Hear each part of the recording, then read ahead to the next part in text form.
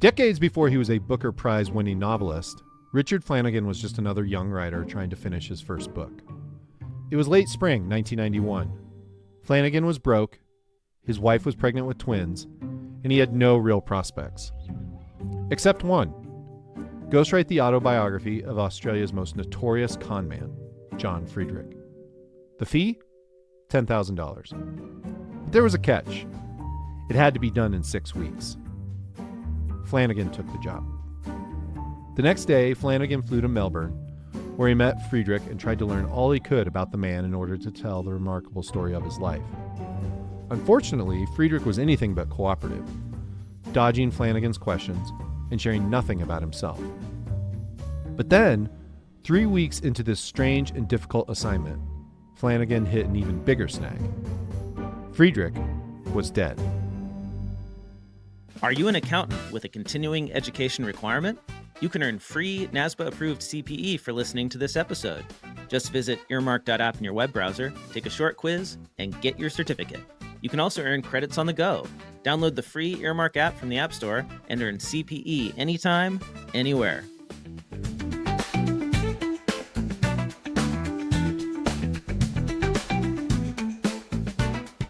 This is Oh My Fraud, a true crime podcast where the truth is the fraud and the lies are totally on the level. I'm Caleb Newquist. Hello, my friends. How's it going? Are you healthy, wealthy, and wise? 2 out of 3, 1 out of 3. I think, most of us would settle for 2 out of 3. Even 1 out of 3 some days. Although I have to imagine that if you were healthy and wealthy, though, you could give a shit if you're wise. I mean, maybe that's just my experience. Healthy and wealthy people who aren't wise think they're wise, which suggests to me at least that they're not actually wise. Meanwhile, if you're aware of your non-wisdom, doesn't that actually make you wise? I don't know. That's the puzzling thing about, I guess, American culture, is the idea that if you're wealthy, that somehow just makes up for the rest of it. Anyway, when this episode comes out, it will be after April 15th. So if you're one of our accountant listeners, and I know you're out there, who, do the tax thing, then I hope you're okay. I hope you survived it all right.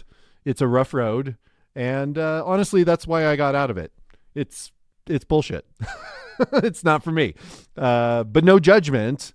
Just figured, I would give you guys and gals and whatever collective noun. Can somebody come up with a collective noun that just gets everybody included? That would be great. Anyway, I just wanted to shout out everybody who just went through a tax season. So hopefully it was all right. Anyway, should we do some mail? Let's do some mail. Hello, I'm listening to this podcast while out on maternity leave. So first of all, you guys make a captivating podcast, not just free CPE.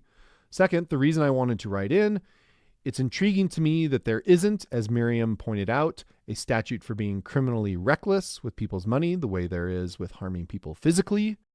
Where is the manslaughter charge equivalent? People were irate that folks from Enron, Waste Management, Anderson, etc. didn't face criminal conviction, even though people's entire savings or retirement accounts were tied up with the funds lost by these corporations. On the one hand, you want people to take risks in business, but I'm curious if we had something like this, people wouldn't be out bundling bad investments like it's 2006 right now. Not sure if I have complete trains of thought right now, see aforementioned maternity leave, but hopefully you can catch my drift. Thanks again for your work. Jess. Thanks. Thanks, Jess. And I just have to quibble with one thing in your email. Enron Chairman Ken Lay and CEO Jeff Skilling were both convicted of criminal charges. Ken Lay died a few months before he could be sentenced, so his conviction was vacated. Skilling, though, he was convicted and did time, served like 12 years. So that's not nothing. Dozen years. I don't want to do 12 years. I don't think anyone wants to do 12 years. So anyway, but Jeff Skilling, if you'd like to come on the show and talk about that and everything else, that would be great. Anyway, but more to your point, Jess, I don't know where the manslaughter fraud charges are, and it seems like we could make use of something like that. And, with this current administration and Congress, you kind of have to think that conditions are right for some legislation that would go easier on white-collar criminals. I mean, I wouldn't be surprised if they proposed just getting rid of criminal charges for white-collar criminals altogether. But, we'll see what happens. Anyway, if you're wondering what we're talking about, check out episode 78 with Brooklyn Law Vice Dean Miriam Baer. We had a great conversation with her. We learned a lot.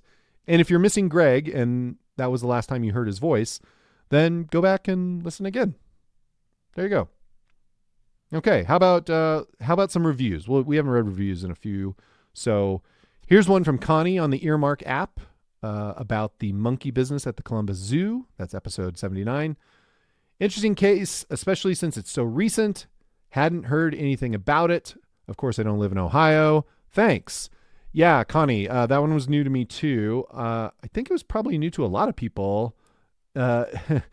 Probably everyone outside of Ohio had not maybe heard of that case. But anyway, glad you enjoyed it. But as a matter of fact, here's Tom, who also writes on the Earmark app. I am in Columbus, and this is an excellent recap of the fraud. There you go. Thanks for the validation, Tom. Finally, here's MC, also on the Earmark app. Love, love, love. You guys are awesome, and to think I'm earning CPE is simply delightful. Thanks. Well, you're welcome. Thanks for listening. Anyway, thanks to everyone who rates or reviews the show on Apple, Spotify, Earmark, wherever. Do that if you get a chance, or email me at ohmyfraud@earmarkcpe.com, and maybe I'll read your email. Okay. Also, don't miss Greg Kite and I at the New Jersey Society of CPAs Convention and Expo on June 5th in Atlantic City at the Borgata Hotel and Casino. You can register at the link in the show notes. Also, if you need a live or virtual presentation on fraud or ethics, email ohmyfraud@earmarkcpe.com to get more information on pricing and availability. All right, that's enough business. Time for some fraud.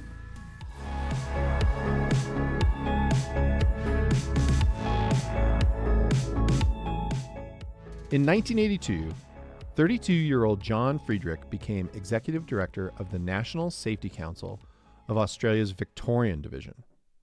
Now, because many of you listening are not Australian, I'll just take a couple minutes to explain a couple things. First, Victoria is a state in southeastern Australia. Its population is just over 7 million people, and that's the second largest state after New South Wales. That's where Sydney is, if that helps you. Victoria contains 4 of Australia's 20 largest cities, but Melbourne, with a population of nearly 5 million, is larger than the next 3 cities combined.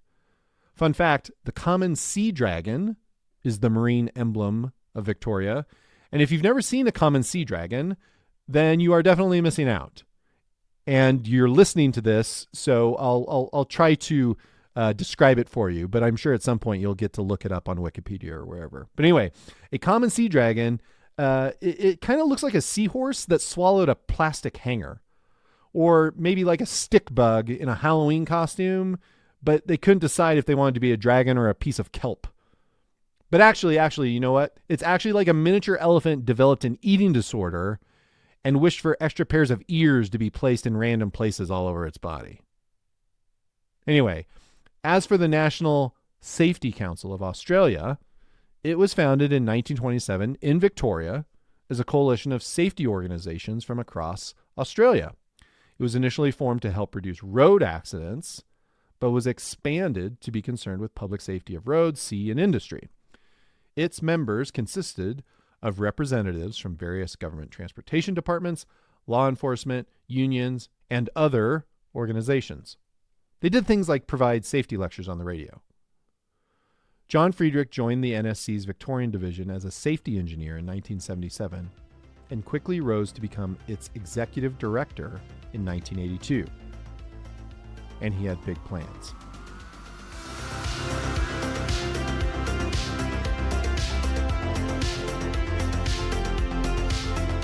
Up until 1982, the National Safety Council was a nonprofit focused on public safety of roads, sea, and industrial matters, largely run by volunteers.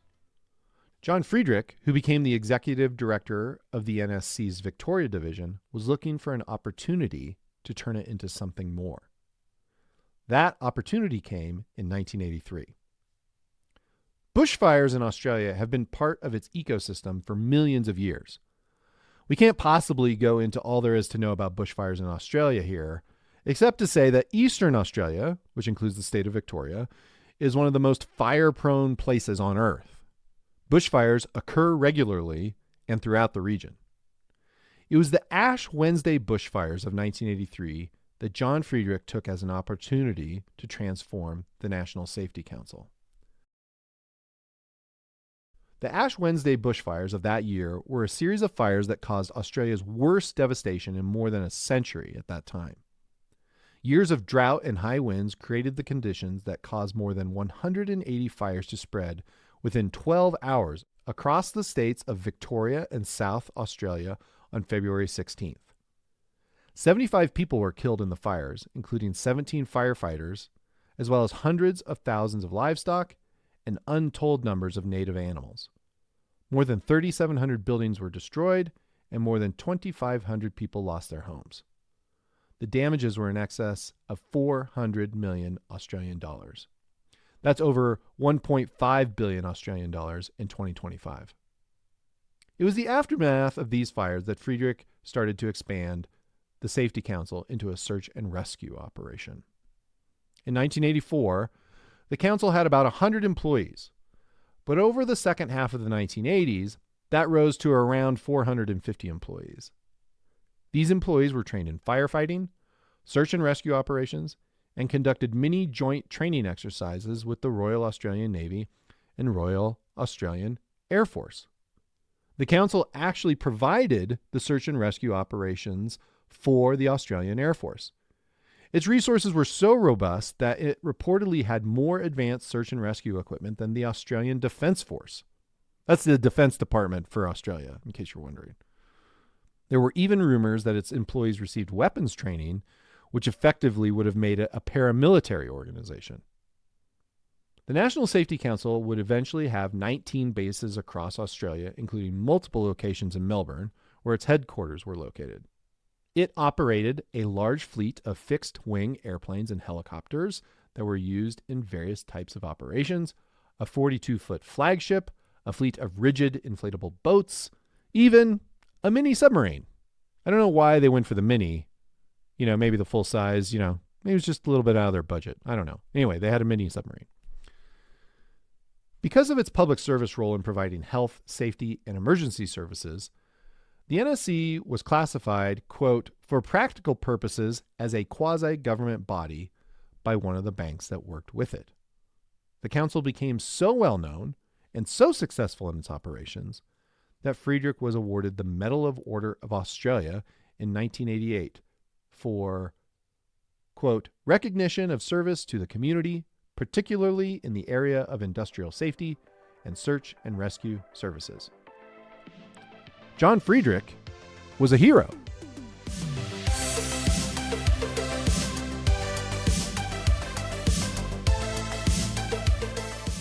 So practically speaking, how was Friedrich able to achieve this? Well, money, of course, specifically with the help of banks. Lots of banks. The 1980s is known as a period of easy lending in the United States, but that was also the case in Australia. John Friedrich established relationships with more than 24 banks in Australia to help finance his expansion of the National Safety Council. His relationships were so good, in fact, that he was able to obtain loans with very little due diligence done by the lenders. As the National Safety Council's prestige and credibility grew with the public, it was also growing with the banks, who were then all the more eager to lend money to Friedrich. He was very charismatic and well-liked, but was later fond of saying that if you knew how to use the silverware in the dining room on the top floor of the bank building, then you'd be able to get a loan of any amount of money. It was Friedrich's charisma and reputation that shielded him from scrutiny for many years. But that charisma and reputation wouldn't last forever.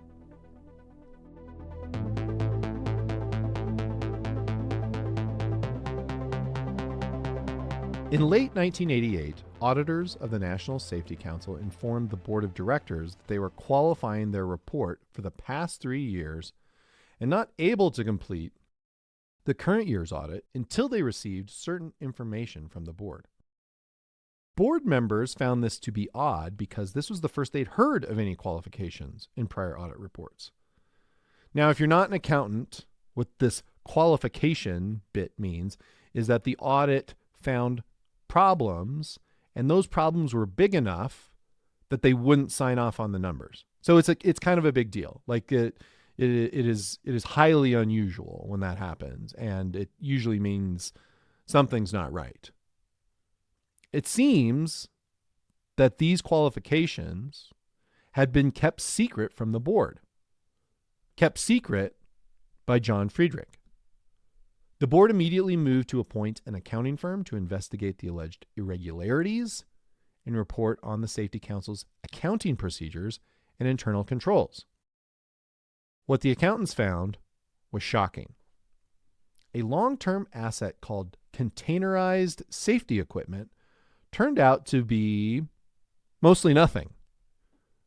Not kidding. Some of the containers didn't exist at all, while others were nearly or entirely empty, and in some cases were of very poor quality. Friedrich kept many of the Safety Council's assets in large shipping containers for storage, things like fuel, radio equipment, search and rescue vehicles, and supplies. Based on the value of that full container, he was able to borrow additional money from lenders. He would then use that money to buy another shipping container, and then whatever else he wanted to continue expanding the Safety Council, things like cool-ass helicopters and fixed-wing airplanes. That was the stuff the public would see, that the banks would see.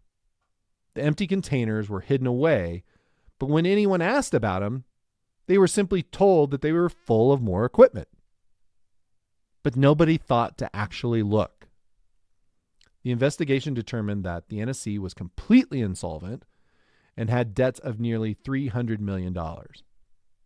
When confronted with the facts by the board, Friedrich resigned. Then he disappeared, and a nationwide manhunt began. Everyone wanted to know where John Friedrich was, but many people were also asking, who is he? Turns out, he wasn't John Friedrich at all. He wasn't even Australian.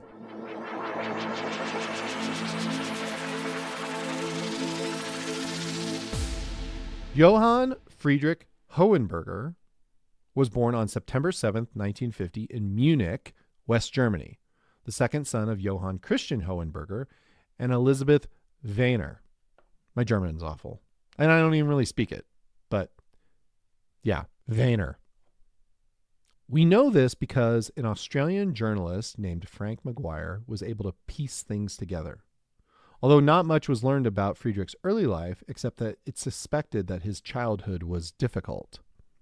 In 1972, Hohenberger began working as a contractor for a road construction company, and in mid-1974, he requested that this company build roads in mountain towns in then West Germany. But no roads were ever built. No materials were ever purchased. And Hohenberger made off with 200,000 Deutschmarks. German authorities issued a warrant for his arrest and discovered he was on a skiing holiday in the Italian Alps. One day on this holiday, Hohenberger went out and didn't come back, assumed dead. Although authorities were suspicious about the disappearance, some of Hohenberger's personal effects were discovered later, and this all but closed the case. But then, on January 20th, 1975, Hohenberger turned up in Melbourne, Australia, arriving on a flight from Auckland, New Zealand.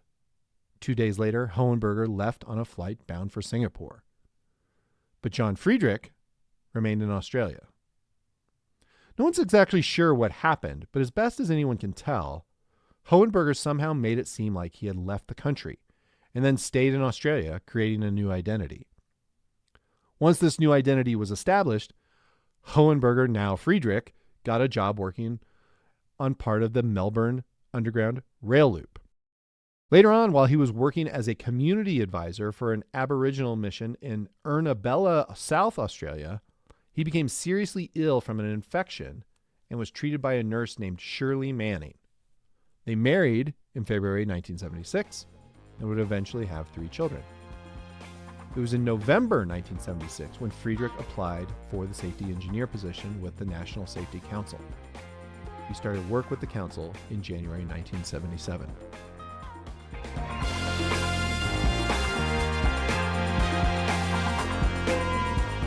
I think most people have fantasized about being someone else. A bad day, or a few hundred of them, are enough to make anyone think, maybe I should disappear, start over somewhere else, be someone else. For most of us, this fantasy is just that, a fantasy. Even in the worst of times, we face the music, we muddle through, we persevere, and we carry on with our lives. Still, many of us love a story of someone who does disappear and become someone else. The mystery of why they have to do this is sometimes sad, or dangerous, or just circumstantial. Take Don Draper, the lead character in Mad Men, played by John Hamm. Throughout the course of the show, we learn that Don Draper, who's an advertising executive in New York City, is not actually Don Draper, that he was a man named Dick Whitman who took the identity of a fellow soldier who was killed in the Korean War. Now, sorry if I just spoiled the show for you, but get the fuck over it because it's been like 15 years. So, still go watch it. It's very good. Anyway, as Don, Dick creates a new life for himself, filled with intrigue and success, failure, heartbreak. Lots of heartbreak. Don's life as an imposter and his former life as Dick Whitman, those lives eventually collide, and the consequences that result are devastating. But there are plenty of fascinating stories of real imposters in real life. There's a whole Wikipedia page dedicated to real-life imposters, and the motives behind these false identities are as varied as the people themselves. Everything from witness protection, espionage, infidelity, pranks, to, more pathological situations, including people who have personality disorders. And yes, plenty of fraud. Frank Abagnale pretended to be all kinds of people so he could forge checks. Anna Sorokin pretended to be a German heiress so she could swindle members of Manhattan's high society. For some, adopting a false identity is a means of survival. For others, it's compulsion, a way to escape whatever baggage they're carrying around. Shame, debt, failure, or maybe just to escape themselves.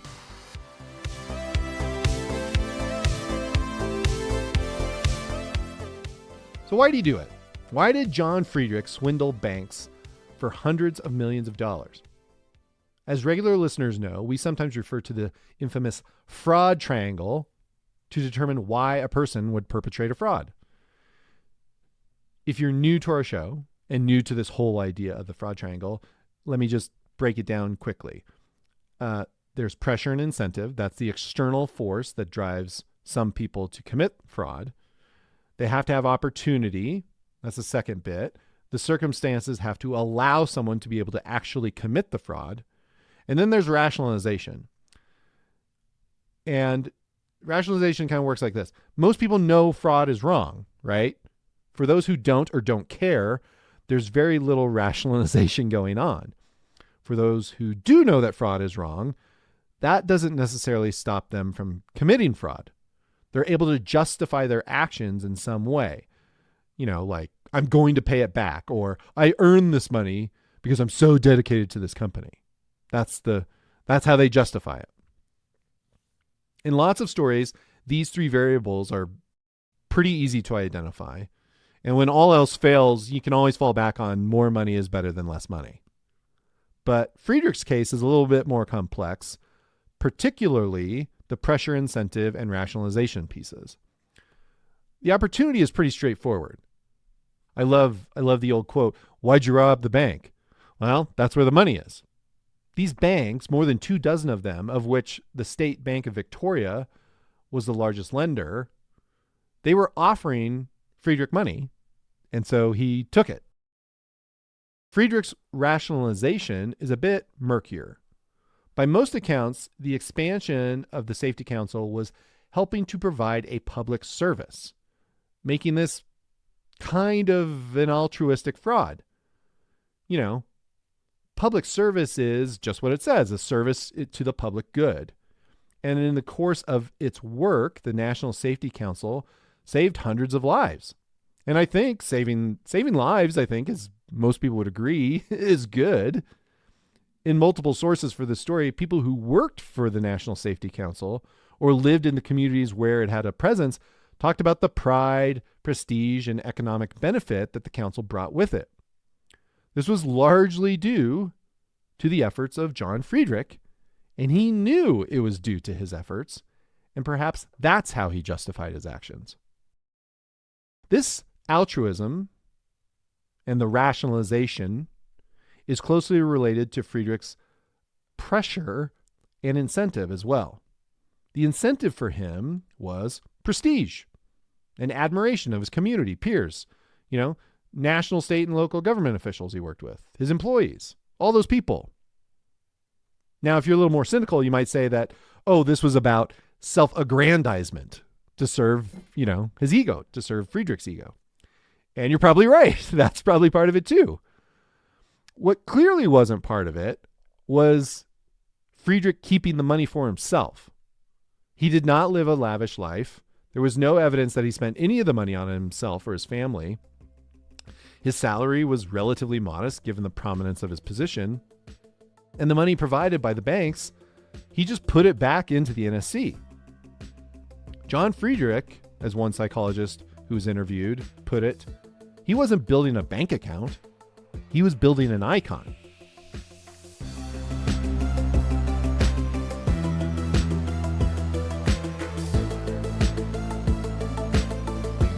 The search for John Friedrich created a media frenzy. People were fascinated with this mysterious, charismatic man who had achieved so many great, inspiring things. Sightings of him were reported all over Australia.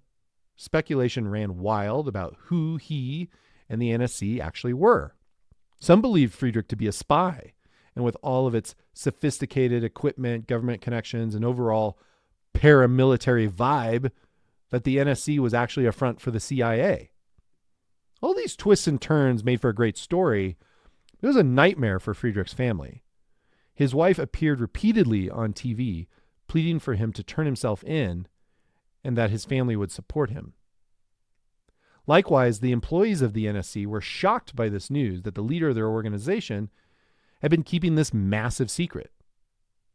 It was devastating for the Safety Council and the communities it was a part of. Today, the National Safety Council more resembles its roots than the massive operation that Friedrich built. It is a small-scale nonprofit that focuses on promoting occupational safety, training, consulting, and auditing. Friedrich finally turned up in Perth, the capital of the state of Western Australia, and was arrested on April 6, 1989. He was extradited back to Victoria, where he was eventually charged with 91 counts of obtaining property by deception. Friedrich retained an attorney by the name of Zig Zayler, who spent a lot of time with the man accused of this massive swindle. Zayler had the chance to observe Friedrich among his friends and family, and privately. It seemed like that this is where he was the happiest. A place where he could be himself, at ease, and not having to pretend to be this charismatic captain of industry. But even with his lawyer, Friedrich wouldn't reveal who he was, where he had come from, and that he was not willing to reclaim his previous identity that he had left behind. Zayler said that Friedrich was deeply afraid that he would be deported back to Germany, and that he saw deep discomfort within Friedrich when he discussed Germany. Zayler went on to say that he believed Friedrich's father, quote, didn't see him as a person who had worth, and that Friedrich was, quote, out to prove him wrong. Or, as the myth goes, Zayler concluded. On the morning of July 27, 1991, just a few days before he would go to trial, John Friedrich was found in a muddy field with a single gunshot wound to the head. Almost immediately, rumors began to circulate about the possibility that he was bumped off. Authorities ruled his death a suicide.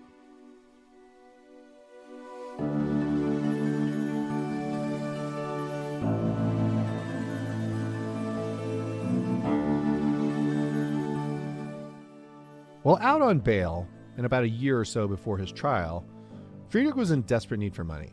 and he struck a deal to write his memoir. To make matters slightly worse, he was worried for his safety, suggesting to others that he may, one way or another, wind up dead.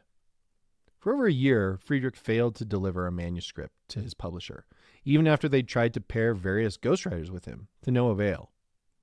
Then, with about 6 weeks to go before the trial, the publisher told Friedrich to find his own writer to work with.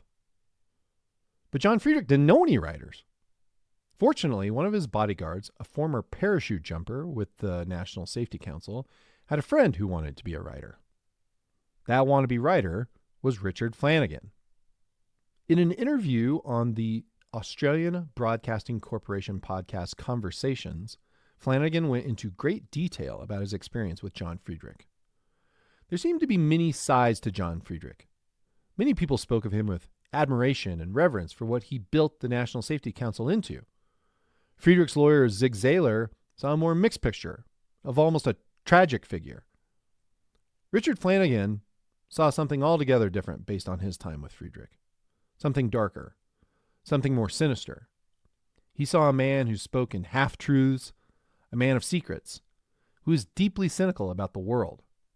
Someone who, quote, you never knew who he really was, but he invited you into his darkness. What Zayler and Flanagan did agree on was Friedrich's unique ability to convince people into seeing his grand vision, to enthrall them by painting a picture that he wanted people to see based on the lies he was telling, no matter how implausible those lies were. The final memoir, codename Iago, The Story of John Friedrich, was published in the months after Friedrich's death. In it, among other claims, Friedrich said that he was recruited by the CIA and worked all over the world fighting far-left extremists before moving to Australia. In the interview with the Australian Broadcasting Corporation, Flanagan said of the book, quote, it's said of most writers' first novels that the criticism is that they're autobiographical. But in my case, my first autobiography was rapidly degenerating into a novel. A review in the Australian called it, quote, one of the least reliable but most fascinating memoirs in the annals of Australian publishing.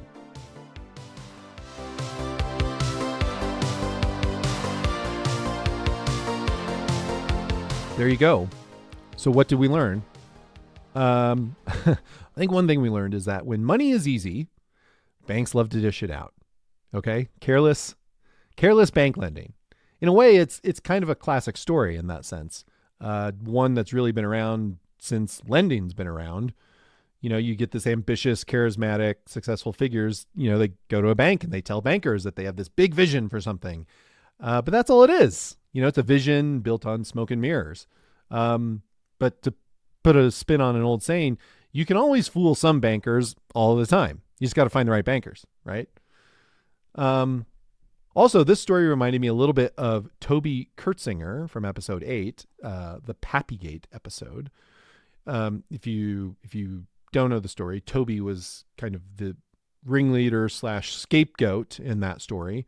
But anyway, one of the things that he said, one of the reasons that he kept swiping all that bourbon was that he liked being, quote unquote, the guy, you know, the guy who could get people stuff. And I feel like John Friedrich was a guy. He was a guy who built a huge search and rescue operation that did all this heroic stuff. You know, so much fraud is about people taking money for the sake of taking money, having the money, you know, so you can have fast cars and mega yachts and lots of commas in your bank account. But for some perps, that's not really it at all. It's about the perception that they create for themselves, the perception of greatness, of being someone important, someone who will leave something behind that lasts, someone who's building a legacy. Remember that one psychologist said John wasn't building a bank account, he was building an icon. And he did build one. He just happened to be building a greater con in the process. Okay, that's it for this episode. And remember, if a con man needs a memoir, it's probably fiction. If you have questions, comments, or suggestions for stories, drop me a line at ohmyfraud@earmarkcpe.com or hit me up on LinkedIn. This episode was suggested to us by an Australian listener, Jay. Thanks, Jay, for telling us about this story. It was a good one. So yeah, let us know if you've got stories that you want us to tell. Oh My Fraud is created, written, produced, and hosted by me, Caleb Newquist. Zach Frank is my co-producer, audio engineer, and music supervisor. Laura Hobbs designed our logo. Rate, review, and subscribe to the show wherever you listen to podcasts. If you listen on Earmark, earn some CPE while you're there. All right? Okay. Join us next time for more avarice, swindlers, and scams from stories that will make you say, oh my fraud.